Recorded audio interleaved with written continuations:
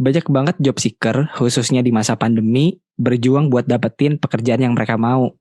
Apply sana sini, interview tanpa henti, panggilan kerja nggak kunjung membahagiakan hati.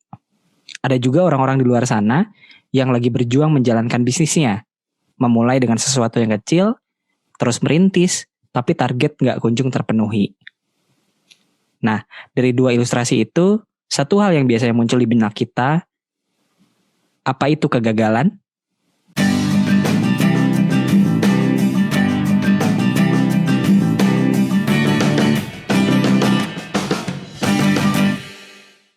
Halo Kak. Halo Fatur, gimana Tur, kabarnya Tur? Nanya kabar mulu setiap episode. Tapi baik-baik. Alhamdulillah baik. Itu nggak gini gitu loh, maksudnya dengarnya belum tahu kabar lu. Jadi baik-baik, alhamdulillah. Kalau lu gimana Kak? Ya alhamdulillah baik juga lah ya. Okay. Dibaik-baikin sih. Ya kita kan harus ini ya, harus positive thinking gitu, jadi harus baik terus gitu. Tapi jangan positive thinking yang apa ya, ketika kita nggak baik kita selalu nganggapnya itu selalu baik gitu. Kadang-kadang nggak kayak gitu juga sih prinsipnya. Oke, lain kali kita bahas itu ya, positive thinking ya. Itu sempat dibahas sebenarnya di episode yang kelima. Waktu ini ya, waktu itu gua enggak, itu pas gua ngisi seminar sih sebenarnya. Yang think positively and positive things will happen. Yang itu. Boleh nanti dengerin juga di episode itu yang berkaitan dengan positive thinking gitu ya. Jadi di situ sedikitnya nyeritain tentang gimana caranya kita berpikir positif, tapi ternyata ada juga pikiran positif yang enggak positif amat gitu. Berlebihan, too much gitu. Oke, dengerin aja ya di episode kelima kalau nggak salah. Tapi kalau ngomongin positive thinking nih, ya kali ini kita kan mau ngebahas tadi kalau dengar ilustrasinya nih ya. Ini kan ngomongin kegagalan. Nah, betul. Kalau udah ngomongin kegagalan, ada nih sangkut pautnya sama masalah thinking itu nih. Apakah melihat kegagalan sebagai positive thinking atau dari sisi positive thinking gitu? Dari yang negatif thinkingnya. Betul. Oke. Nah, kalau tadi terakhir kan endingnya adalah pertanyaan tuh. Iya. Pasti itu kegagalan gitu kan. Kayak, atau enggak ini dulu deh. Dari dua ilustrasi tadi, itu bentuk kegagalan bukan sih? Menurut lu Kak? Iya. Yang pertama, job seeker. Yang nyari-nyari kerja gak dapet. Terus, orang yang mulai bisnisnya udah mulai, tapi hasilnya nggak kunjung kelihatan lah, intinya kayak gitu. Target-targetnya nggak kunjung terpenuhi. Ya, kalau gue berada di posisi itu ya, kalau gue berada di posisi si subjek itu nih, gue ngerasa itu gagal. Oke. Tapi artinya gini, cuman kan karena kalau yang di ilustrasi pertama gitu kan, tentang kita berusaha dapetin kerjaan gitu kan, itu gue punya goal yang jelas, gue harus dapat kerjaan. Maka ketika gue nggak dapet, ya gue gagal. Oke. Gitu. Jadi standar sukses, karena lawannya gagal apa sih? Sukses kan berarti ya, berhasil gitu kan. Standar keberhasilan gue adalah gue berhasil mendapatkan pekerjaan gitu kan. Ini belum meningkat nih standarnya, jadi mendapatkan pekerjaan yang layak belum. Tapi baru dapat kerja aja gue udah gagal gitu kan. Sama ketika juga misalnya gue lagi berjuang jalanin bisnis nih. Ketika gue ngeset targetnya itu begitu tuh, targetnya adalah target bisnisnya harus terpenuhi misalnya gitu ya, harus misalnya itu istilahnya apa sih, balik modal tuh, BEP point gitu kan ya, BEP. Kok nggak BEP padahal hitungan gue cuma setahun gitu kan, ini udah 2 tahun masih rugi gitu kan, masih nyari investor gitu. Berarti kan gue pasti ngerasa gagal dong. Maksudnya gue ngerasa nggak berhasil karena target gue masih sebatas itu. Oke. Jadi menurut gue itu kegagalan. Oke, baik. Nggak salah, nggak benar sih ya. Itu definisi masing-masing. Definisi masing-masing. Nah, makanya gue nanya, kalau lu gimana? Kalau gue, apa ya? Kalau gue kalau kita memposisikan diri kita jadi orang itu ya, itu ada dua sisi sebenarnya.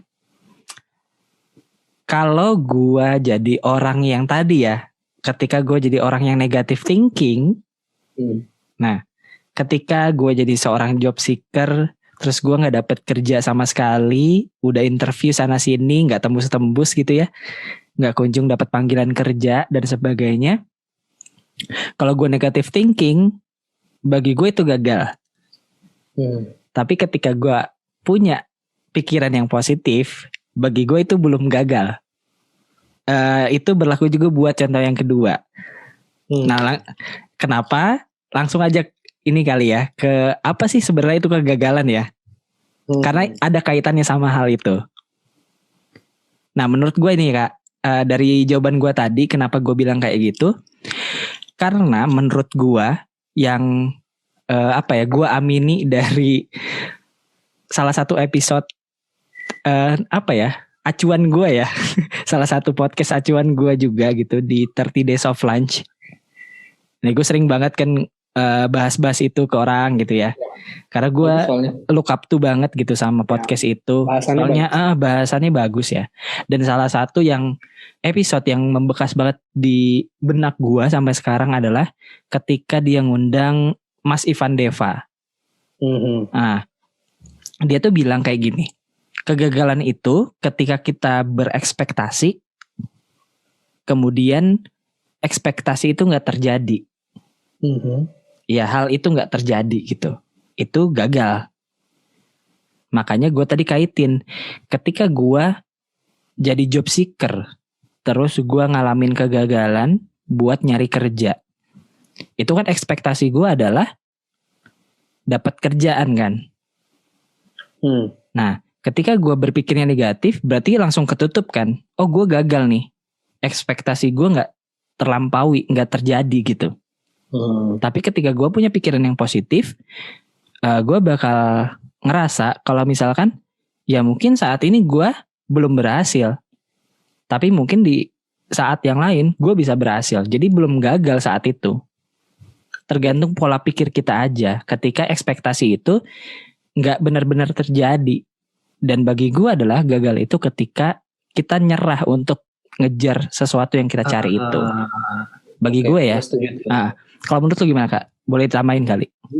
Kalau tadi kan, kalau konsep gue adalah cuman nggak ini ya, maksudnya harapan nggak terpenuhi ya udah gagal gitu. Yeah. Tapi dengan tadi tambahan nyerah gitu kan. Nah, benar juga tuh itu memperkuat kalau sebenarnya yang bisa jadi gitu ya.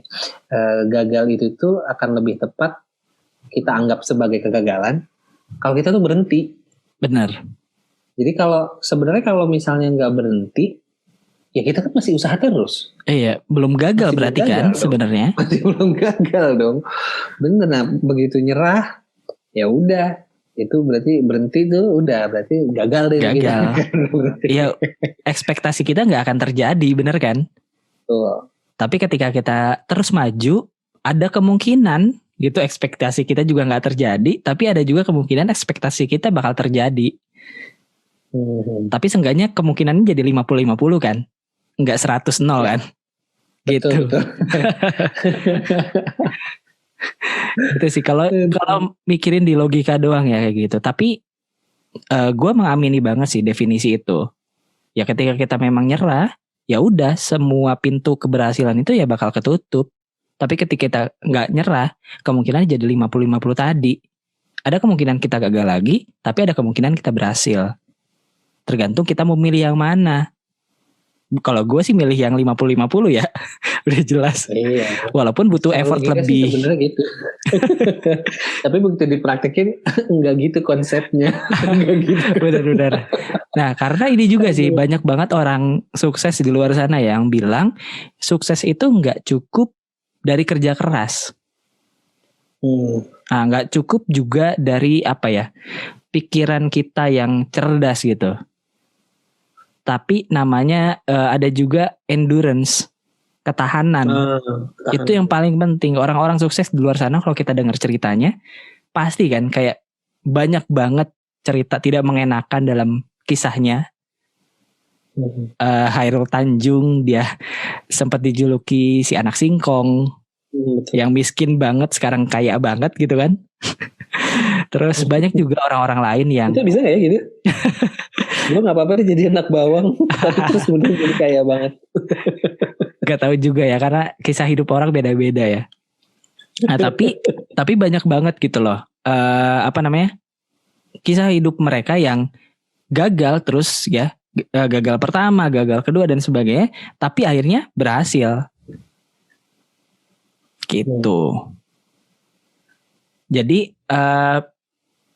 bisa dikatakan ya udah gitu ya. Apa sih ya? Gue tiba-tiba lupa loh, by the way.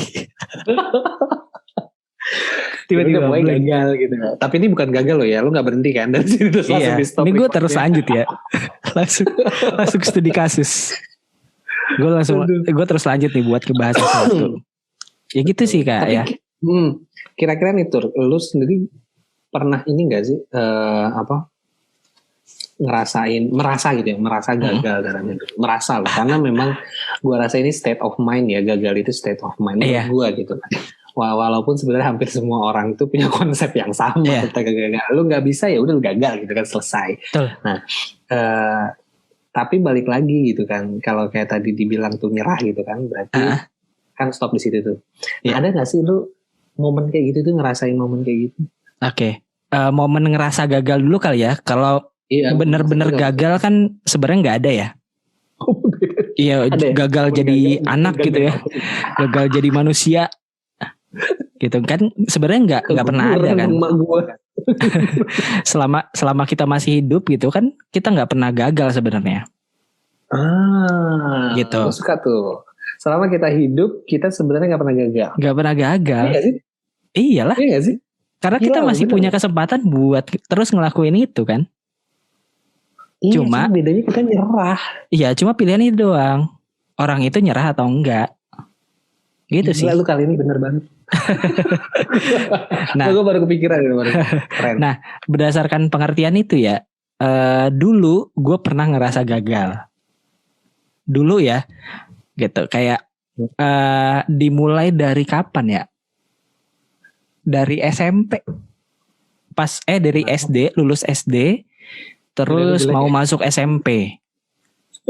Itu gue gak dapet SMP yang gue pengen gitu. SMP yang orang tua gue pengen. Sampai tadi ya. Sampai akhirnya gue masuk ke sekolah yang ya jelas gue gak pengen. Orang tua gue juga mungkin gak begitu pengen kali ya. Gue juga gak tahu sih sebenarnya. Walaupun sekolahnya bagus gitu. Dari segi agamanya ya. Yang mungkin orang tua gue harapin gitu. Tapi dari gue pribadi itu bukan harapan gue gitu. Terus berlanjut di lulus SMA, mau masuk perguruan tinggi negeri. Oke. Nah itu ngerasain banget gue nggak lulus berkali-kali sampai ngejalanin tes 8 kali. Itu luar biasa. SMA gitu. Ini masuk PTN ya, bukan lulus SMA-nya dong. Walaupun nilai MTK ku 4 sih kayaknya waktu itu ya, lupa gue. Matematika 4, fisika 5 gitu deh kalau nggak salah. Nilai-nilai jelek deh pokoknya. Lu IPA ya? IPA. Kalau di sekolah gue bilangnya IPA geblek kalau kayak gitu. Gak pernah disinggung tuh ya di episode di season pertama yang IPA versus IPS. Iya benar. IPA versus IPS. Gue suka juga tuh episode itu tuh. Iya, gue tuh IPA geblek banget sih memang. Masuk IPA tapi sebenarnya gak jago-jago ngitung gitu. Justru gue lemah banget ngitung sebenarnya. Apa yang ngapalin rumus, konsep berhitung, wah itu gue kelimpungan banget. Gue lebih suka hal-hal yang berbau sosial sebenarnya. IPS banget kan sebenarnya. Cuman ya udahlah. Tidak perlu disesali. Ya udah gitu sih. Karena 8 kali ikut tes gitu ya. Gue benar-benar tes dari mulai SNMPTN yang jalur undangan dari seleksi rapot, terus SBMPTN yang seleksi bersama yang ikut tes satu Indonesia. Nah dari semua itu pokoknya banyak ya. Gue benar-benar pilih yang gue pengen waktu itu adalah gue pengen ke Undip. Oke. Undip tuh Universitas Diponegoro, Semarang. Betul. Karena waktu itu gue kayak janjian gitu lah sama temen gue. Yuk kita bareng-bareng masuk Undip gitu. Temen gue nih emang pinter banget, gue gak pernah mikir gue sebanding sama dia ya. Yang jelas gak sebanding. Temen gue nih apa ya, nilai UN-nya tuh terbaik gitu. Sedangkan gue terburuk. Kayak wah gue tidak ngelihat itu sama sekali. Gue cuma optimis aja gitu pengen masuk Undip. Ternyata dia masuk, gue enggak. Gue berkali-kali gue ngejar gitu. Gue belajar sama dia, ikut jalur tes lain buat masuk Undip juga. Tapi 3 kali ikut tes gue gak masuk-masuk. Sampai jalur mandiri yang terakhir kan. Gitu, gue gak masuk gitu. UI sempat nyoba juga, IPB, UGM, yang besar-besar lah gitu. Yang ketika gue bandingin sama nilai-nilai gue mungkin, ya entah nilai rapot, entah nilai tes saat itu, mungkin gue gak akan mampu gitu. Dan bener aja memang enggak gitu. Tapi entah kenapa waktu itu tetap bersikeras. Sampai akhirnya gagal berkali-kali, barulah di situ ngerasa, waduh, ini gue benar-benar gagal kali ini gitu. Gue benar-benar ngerasa, ini gue gak ada gunanya nih jadi anak gitu. Padahal orang tua gue kan berharap banyak ya sama gue gitu. Anak pertama dan lain sebagainya, gue sempat kepikiran itu juga. Tapi tadi sih, akhirnya gue dapet closure dalam diri gue. Gue dulu belum tahu definisi kalau gagal itu ketika kita nyerah ya.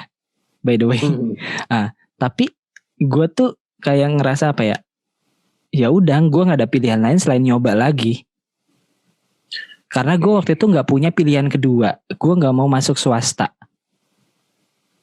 Ketika ditanya plan masuk swasta atau enggak, gue nggak punya sama sekali. Gue nggak ngelirik sama sekali swasta itu apa. Karena menurut gue, ketika gue masuk swasta, gue pengen masuk swasta yang bagus. Dan masuk swasta yang bagus itu bayarnya mahal. Gue gak akan mampu. Dan gue gak mau masuk swasta yang biasa-biasa aja. Karena gue gak pengen pendidikan gue, apalagi yang nanti ngaruh ke kerjaan, itu gue lalui dengan biasa aja. Gitu sih. Akhirnya gue ngerasa gagal di situ.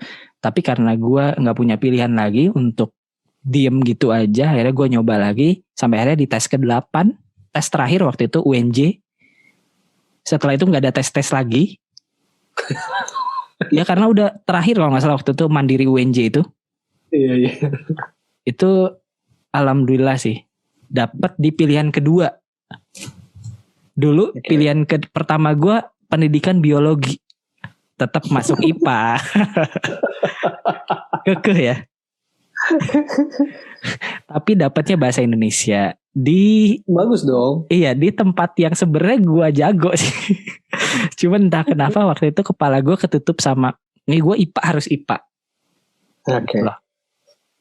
Dalam sebelum-sebelumnya tesnya IPA juga? IPA juga. Saintek lah ngambilnya. Teknik informatika, teknik geodesi, terus kehutanan. Gitulah.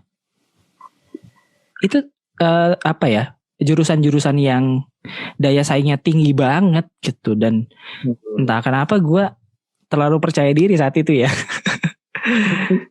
Dan masih banyak kegagalan-kegagalan lainnya yang waktu itu gue rasain sih. Cuman akhirnya karena gue ngerasa gak punya pilihan buat diem gitu, nyerah gitu aja, akhirnya gue tetap lanjutin. Sampai akhirnya saat ini lah gue nemu pendapat tadi gitu. Kalau ketika kita tetap ngelakuin itu dan selama kita masih hidup ya kita nggak pernah gagal sebenarnya. Oke. Gitu sih. Kalau lu gimana Kak? Waduh, dalam nih gue. Dalam ya. Tiba-tiba gatel gue minum. Nggak, gue malah senang itu sih tadi denger cerita. Cerita lo aja ya. Aduh, gue terlalu banyak deh kayaknya cerita pengalaman kayak gini. Jangan banyak-banyak lah. Durasi. Iya, gak maksud gue bingung memilih yang mana. Oh, lu milih yang mana? Yang layak tayang ya? Yang layak tayang. Aduh, apa ya? Mungkin yang paling sederhana adalah gue waktu itu tuh ngerasa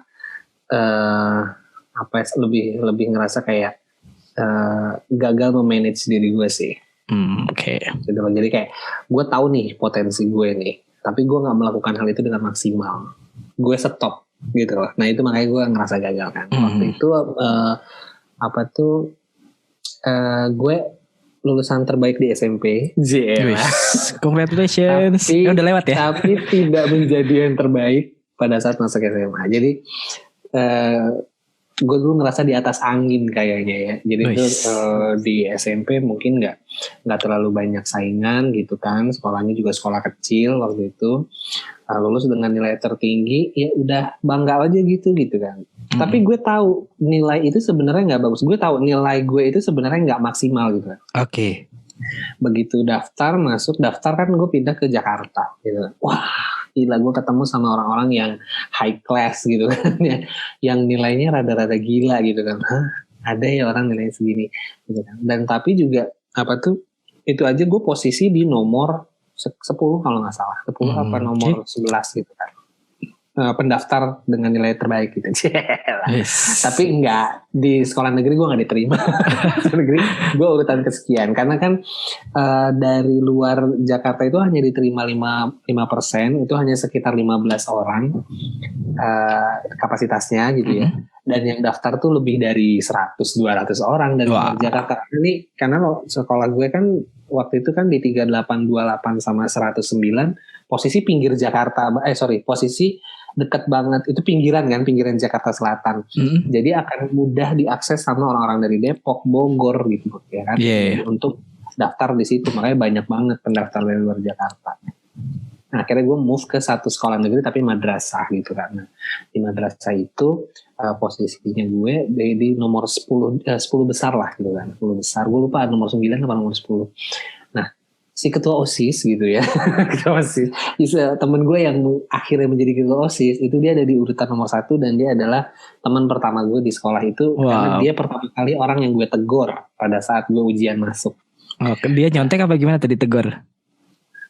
Enggak, masuk gue negor dia. Oh, negor nyapa maksudnya. Hai gitu ya. Hai gitu. Kirain dia nyontek. Hai, lu daftar di sini cuy gitu. Nggak gitu sih. Kayak gitu deh pokoknya. Nah, yang bikin gue merasa gagal adalah karena ternyata gue kesulitan untuk bisa mengembalikan dignity gue. Dignity gitu ya. Apa tuh dignity bang? Gue nggak pernah ini loh, ya kehormatan lah ya, kehormatan, harga diri segala macem gitu lah ya. Karena gue nggak pernah lagi bisa mendapatkan peringkat 1 sama sekali gitu kan. Itu gila banget. Karena pesaingnya itu gila banget. Gue selalu berada di 10 besar. Gue, ini segini susahnya ya gitu kan. Dan gue menyerah. Yaudah gue biarin aja nggak belajar. Dan itu ya malah menghindari itu ya. Malah menghindar kayak, gue malas berkompetisi dengan orang-orang yang memang udah terlampau jauh jagonya gitu. Padahal sebenarnya mereka belajarnya bareng gue juga gitu kan. Dan gue ngerasa nggak ada perbedaan sebenarnya antara mereka sama gue gitu loh. Karena untuk beberapa hal kayak misalnya lagi diskusi nih belajar. Anggaplah pelajaran kimia, waktu itu gue suka banget sama kimia. Di kelas 10 kimia gue cemerlang, gue sampai jadi asisten lab gitu kan. Karena setiap ulangan 100 cuy. Saking sukanya gitu kan. Tapi begitu masuk kelas 11 mulai gila deh tuh gue. Menemukan banyak kerumitan hidup gitu kan. Terus dan ternyata kerumitan hidup itu termasuk pelajaran yang lain gitu kan. Kayak ternyata fisika nyusahin ya gitu kan. Ternyata kayak gitu-gitulah. Nah, udah mulai gak bisa keep up tuh sama pelajaran. Nah, teman-teman gue di peringkat atas itu mereka kayak stabil gitu loh. Mereka tuh kayak bisa bertahan untuk bisa dapat nilai bagus di semua pelajaran gitu. Nah, itu yang jadi gue ngerasa ini kayak curang banget ya, mereka kayak jago di semua. Siswa-siswa ideal gitu ya. Kayak gitu. Ini orang memang apa ya, banyak banget orang pengen jadi orang itu gitu. Betul, dan itu 3 besar perempuan terus.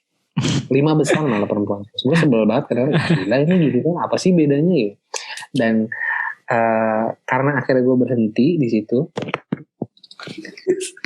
Sorry. Ketarik gitu. Karena gue berhenti di situ, jadinya disitulah gue ngerasa momen gagal karena pada saat akhirnya ujian nasional gue mendapati diri gue dalam kondisi terpuruk gitu loh. Kondisi terburuk selama gue belajar, kondisi terburuk gue ada di saat SMA. Di situ gue udah kayak ngerasa gak punya masa depan. Ya gue lulus, bukan gak lulus. Lulus cuman, aduh gimana ya, untungnya saat itu tuh nilai NEM nggak dipakai ya. Nggak tahu sih kapan. Oh, udah nggak dipakai ya? Emang SMA udah nggak dipakai kan? Karena kita masuk kampus ada nilai rapot, ya kan?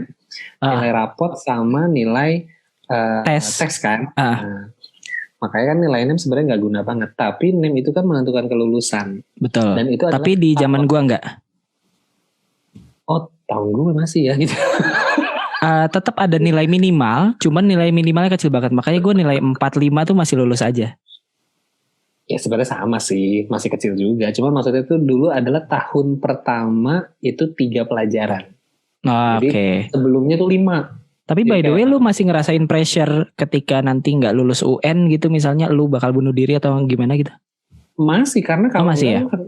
Karena nggak bisa nerusin. Jadi begitu kalau lu nggak lulus, pilihannya adalah lu lanjut ngulang, bukan ngulang di sekolah yang sama, tapi ngulangnya di sekolah paket. Paket C ya?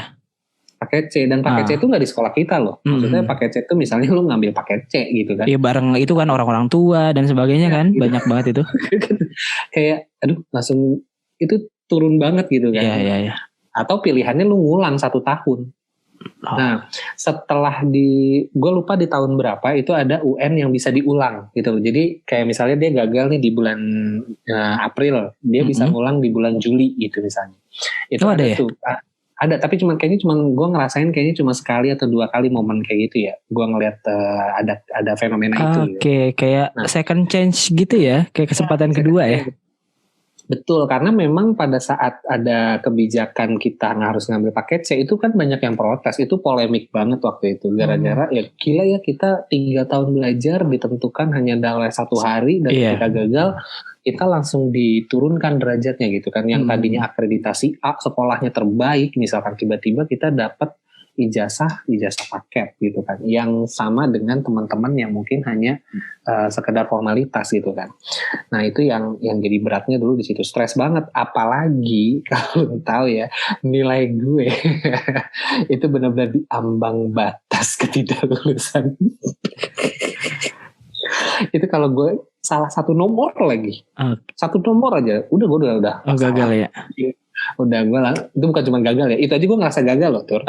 Maksudnya dengan kondisi nilai terendah, gue ngerasa tuh terendah banget kan. Waktu zaman SD, SMP, ujian gue walaupun nggak 100, tapi itu cemerlang gitu, ya bisa dapat 8, 9 tuh lumayan lah gitu kan.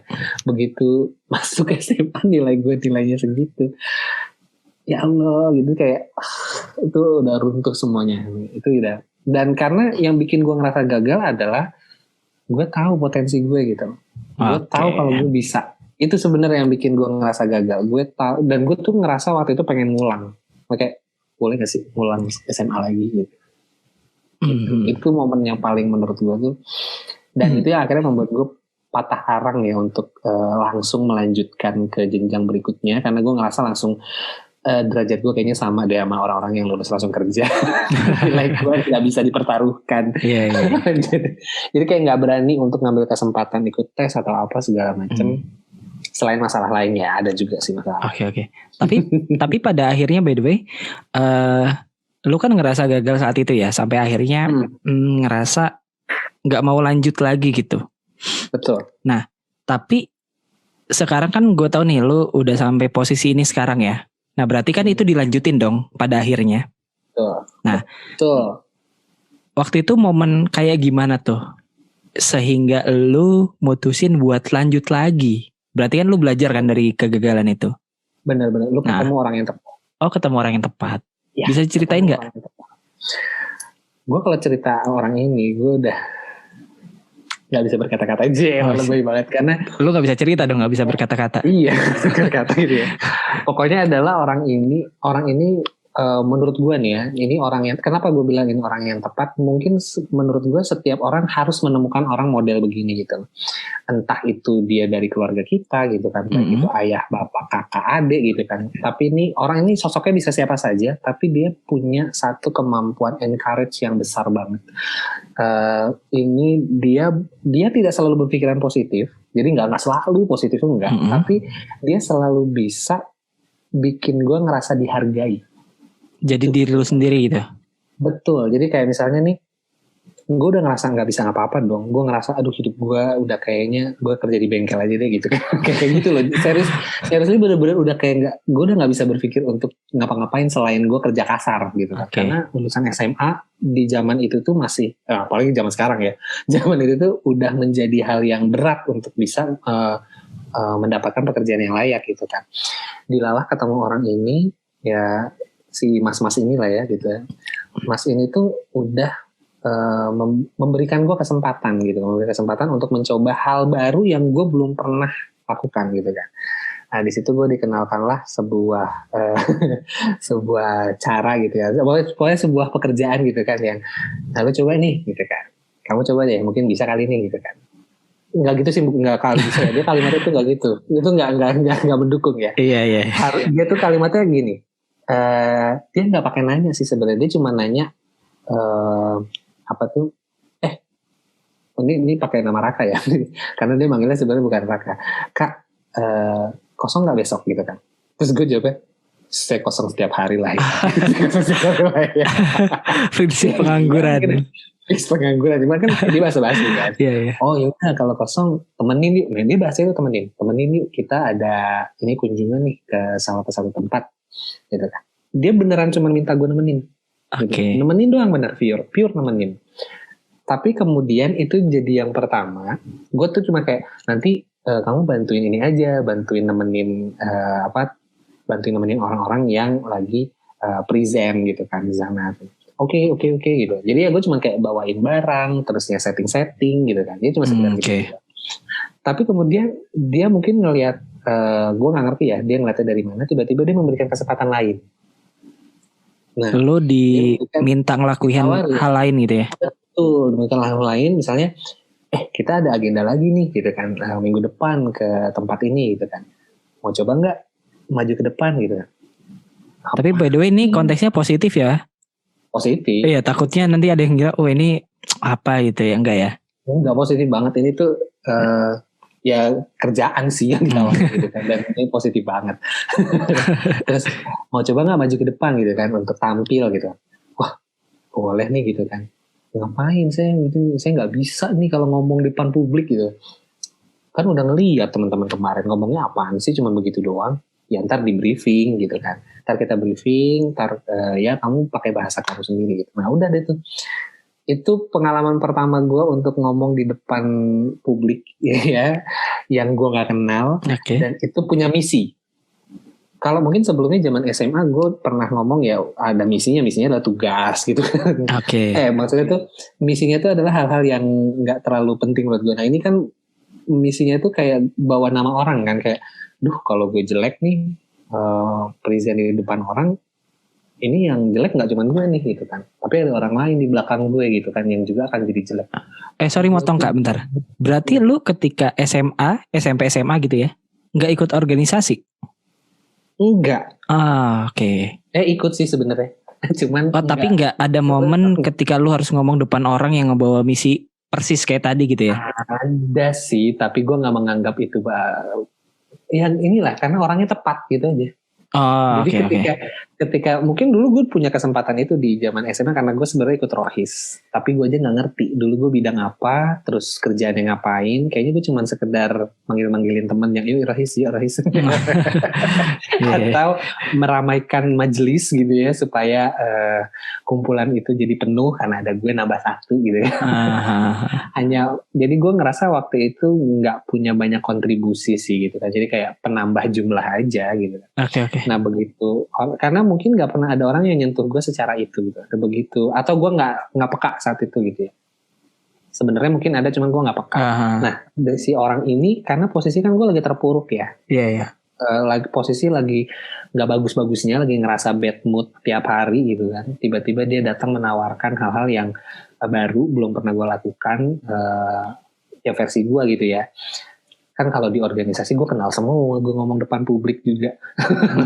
Anak seenggaknya satu sekolah lah ya. Iya, nah itu kan bener-bener orang yang gue nggak kenal, apalagi ada orang-orang yang memang usianya jauh lebih tua gitu kan. Itu yang wah gimana nih gitu. Nah dari kesempatan itu yang gue dapat adalah ketika itu bukan berarti gue berhasil loh di uji coba yang pertama. Itu gue keringetan, gue bingung mau ngomong apa. Ya pokoknya ngomongnya jadi ngalor ngidul gitu. Lo tahu sendiri gue hobinya ngomong kemana-mana gitu kan. Nah selesai itu langsung di review bla bla bla segala macem. Dia tidak menyebutkan, bukan berarti dia berbohong atau gimana, gue nggak ngerti ya. Tapi mungkin itu cara dia untuk ngeluarin gue potensi gue saat itu gitu kan. Oke. Dia bilang dia hanya mengeluarkan hal-hal yang positif gitu, kayak misalnya tadi bagus tuh gitu kan, udah ada interaksinya gitu kan, kayak gitu-gitu tuh. Terus nah ketika dia mau masukin saran, dia cerita pakai versinya dia gitu kan. Ini aku pakai ini karena gitu ya, karena ini menarik gitu kan. Aku pakai trik ini karena ini menarik buat audiens gitu kan. Nah, kira-kira kamu coba deh temukan sesuatu yang menarik versi kamu supaya itu tuh menarik buat audiens. Apa ya? Oke. Coba deh. Nah, jadi dia tuh kayak, gue jadi mikir loh. Habis itu kayak, emang terus saya ikut lagi nih gitu kan. Ya kamu ikut lagi aja ntar nih. Ini masih ada ketemu, kita ada acara lagi di sana gitu kan. Oke gitu kan, dikasih kesempatan lagi kan untuk coba. Nah akhirnya gue prepare dong, dan lain sebagainya. Ketika gue well prepare, gue ngerasa ya itu kegagalan itu tuh kayak pelan-pelan gue udah paham gitu. Jadi yang sebelumnya gue nggak bisa, tiba-tiba tuh gue ngerasa kayak, oh gue tahu nih, ini gue harus kayak gini nih mestinya nih. Dan akhirnya gue nggak pernah stop. Itu sih, karena akhirnya nggak pernah berhenti. Jadi temukan orang yang tepat, yang bukan berarti harus selalu muji ya. Iya, benar. Orang yang tepat nggak harus selalu muji. Nggak harus selalu muji. Mas itu bukan berarti nggak pernah negor gue. Dia pernah negor gue. Negor keras pun pernah. Cuman caranya dia negor itu yang membuat gue tuh selalu merasa nggak ada orang lain kayak dia gitu. Dia tuh udah kayak apa ya? Orang tua asuh ya. Iya, lebih kayak kakak sih sebenarnya. Seorang tua. Kita beda 12 tahun lahirnya dengan CEO yang sama-sama CEO kelinci. Wadaw. Penting gak sih? Sampai apal ya. Aduh, kalau udah deket kan gitu ya. Nah, terus udah gitu, sebentar tadi gue mau apa nih? Ini jadi artinya dia pernah negor terkait kesalahan yang gue lakukan gitu kan. Dia bentuknya lebih nanya, bentuknya itu pertanyaan. Jadi kayak emangnya kamu lagi ada masalah apa gitu, kok ngelakuin itu gitu loh. Jadi dia nggak pernah bilang kamu harusnya nggak gitu, nggak. Dia tuh kayak waktu itu terus diajak sholat bareng, gue waktu itu ya ibadah bareng lah ya, bareng. Sini gitu. Tadi tuh sebenarnya maksudnya gini. Kamu jadi dianggapnya nggak bagus kalau misalnya melakukan ini. Emang kamu lagi ada masalah apa sih? Jadi mau kamu cerita kan? Iya. Gitu. Nah itu yang bikin gue tuh nggak temuin itu di orang lain.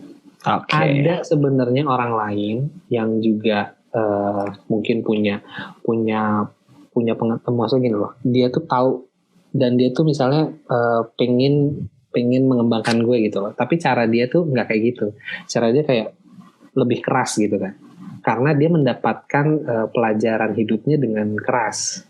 Nah itu yang akhirnya membuat gue ngerasa gue compare kan. Temukan orang yang tepat. Oke. Tapi tadi lu sempat nyinggung kayak apa ya? Cara lu mengatasi kegagalan ya. Salah satu cara mengatasi kegagalan adalah lu well prepare. Iya betul. Nah itu juga terjadi sih di diri gua gitu. Karena gua takut gagal gitu dalam banyak hal. Sampai akhirnya ya itu. Kenapa? Sampai akhirnya overthinking. Iya sih ya. Tapi sampai akhirnya gue mempersiapkan gitu. Benar-benar. Kadang-kadang yang mempersiapkan itu sampai apa ya? Mungkin orang lain nganggep, wah gila lu kok mempersiapkannya sampai segitunya gitu sih. Nah tapi jangan dipikirin orang lain. Tapi di satu sisi itu bisa juga sih bener jadi salah satu cara buat kita lolos gitu ya. Setidaknya dari prinsip kegagalan tadi gitu. Karena kita udah mempersiapkan dengan sedemikian rupa sih. Nah, tapi ini juga tadi lu udah cerita ya kalau misalnya cara lu belajar dari kegagalan, cara lu lolos dari kegagalan itu adalah menemukan orang yang tepat. Iya. Nah, tapi sebenarnya banyak banget kan ya cara-caranya yang lain gitu, banyak yang mungkin orang lain versinya juga beda. Ya gue juga beda gitu.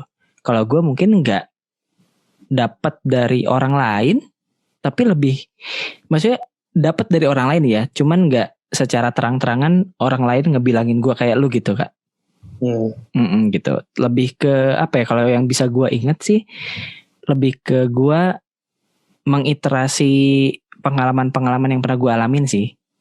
Kayak hubungan gue sama diri gue sendiri, hubungan gue sama orang lain, gue belajar dari itu, gue belajar dari ilmu-ilmu baru yang gue dapat sampai akhirnya gue dapat definisi tadi. Kalau misalkan gagal itu ketika kita nyerah, gitu sih. Betul. Ya tapi bukan berarti kita nggak boleh nyerah gitu loh. Paham gue. Bukan berarti kita nggak boleh nyerah. Kita harus punya limit ya. Kita tetap punya limit gitu. Gue ngomong kayak tadi bukan berarti kayak wah lu mengharuskan orang lain untuk jadi tahan banting gitu. Nggak harus kayak gitu sebenarnya sih. Cuman ketika lu punya limit, lu boleh ngasih jeda sebentar gitu loh dalam hidup lo. Tapi lu harus ingat kalau misalkan lu udah mikirin itu dengan baik-baik, kegagalan itu kan biasanya ujungnya ke tujuan kita kan. Nah, apa yang kita pengen, apa yang pengen kita lakuin, apa yang pengen kita capai, biasanya ke arah sana. Nah, kalau itu udah kita pikirin baik-baik, itu benar tujuan yang kita pengen, maka setelah kita jeda tadi sebentar, kita nyerah sebentar, habis itu mulai lagi. Gitu sih. Jadi ada kalanya memang kita ngerasa down banget, kayak lu tadi ya. Ngerasa down, gak mau lanjut, tapi akhirnya menemukan orang yang tepat, itu kan perlu waktu kan? Betul. Nggak dalam satu hari lu nyerah, habis itu langsung besoknya nyoba lagi.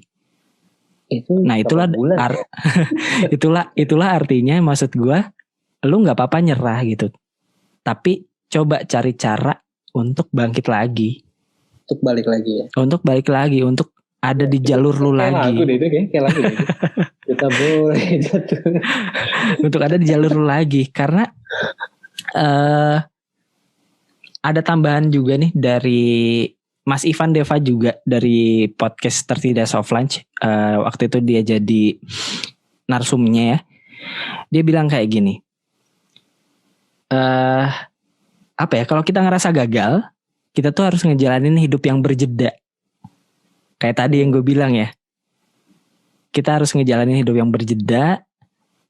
Lu tenang, terus bernapas ya, coba napas.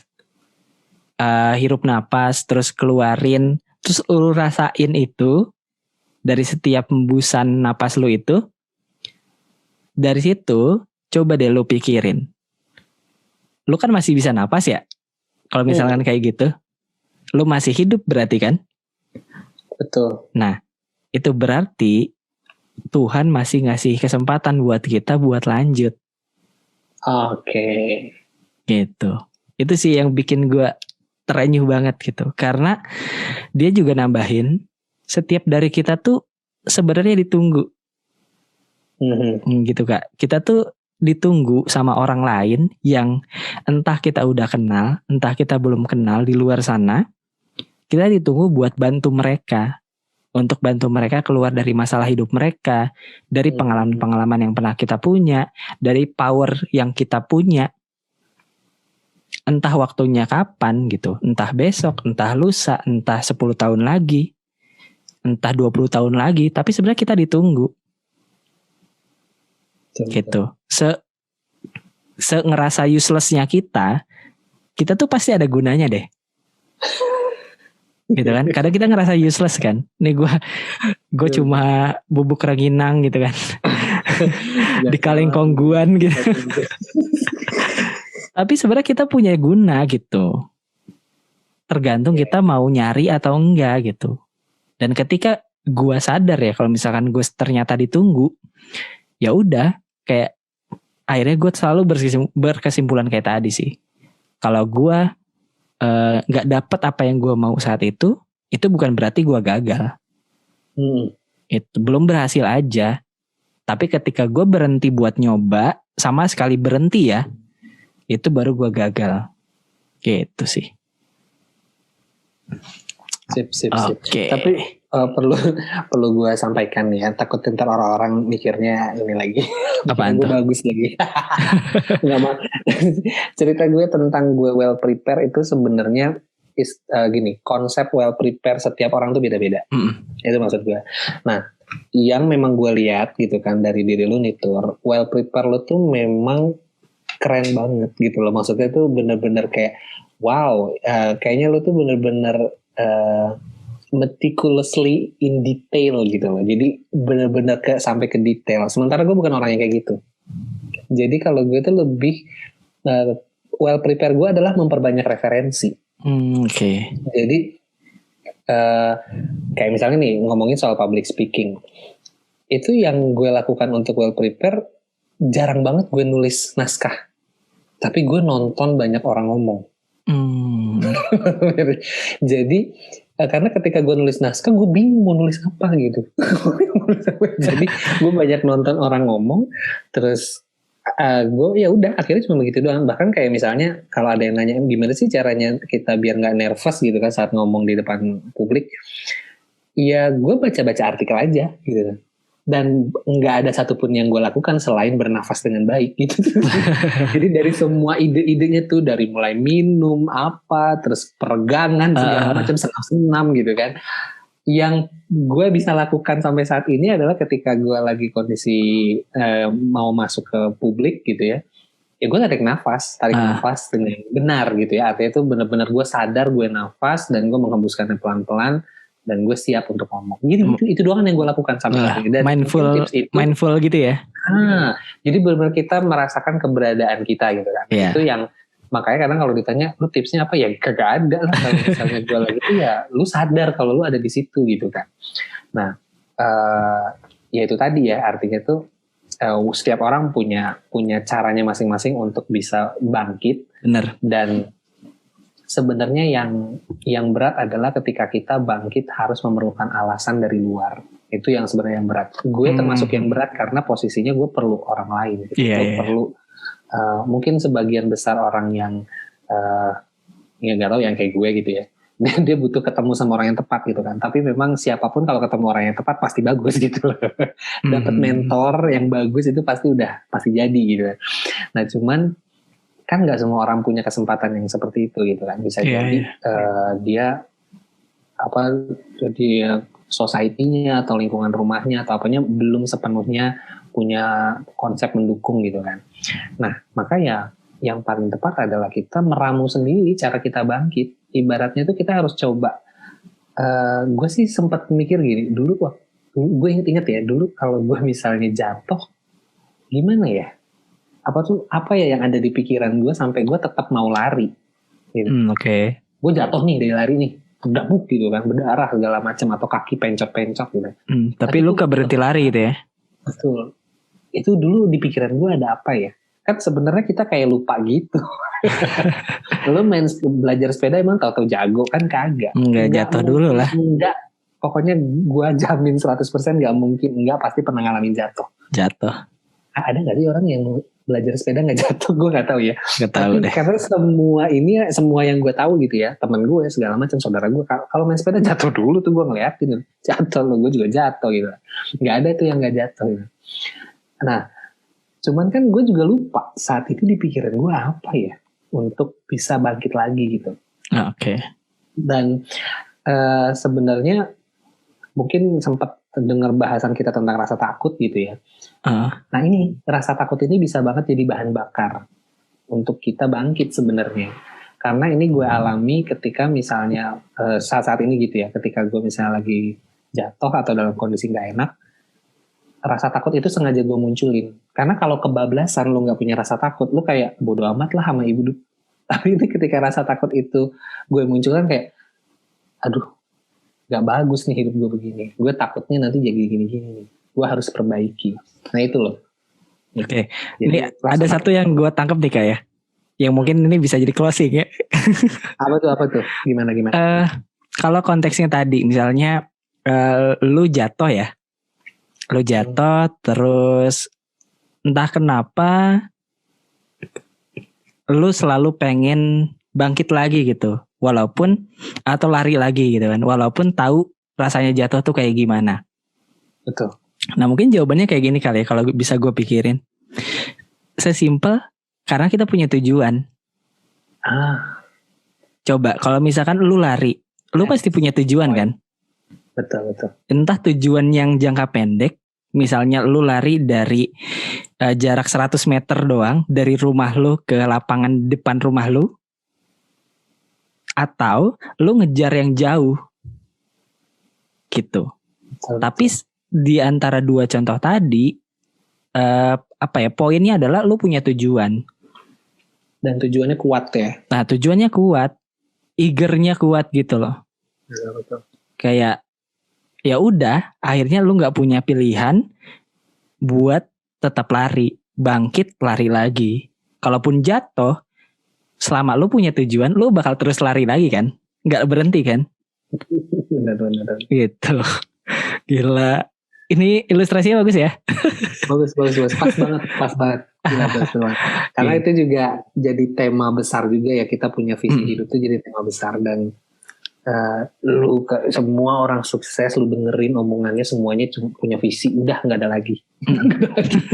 Jadi jadi seriously kalau kita nonton nih semua ceramah orang-orang sukses yang udah jadi orang gitu ya, nggak ada lagi selain punya tujuan sama planning udah.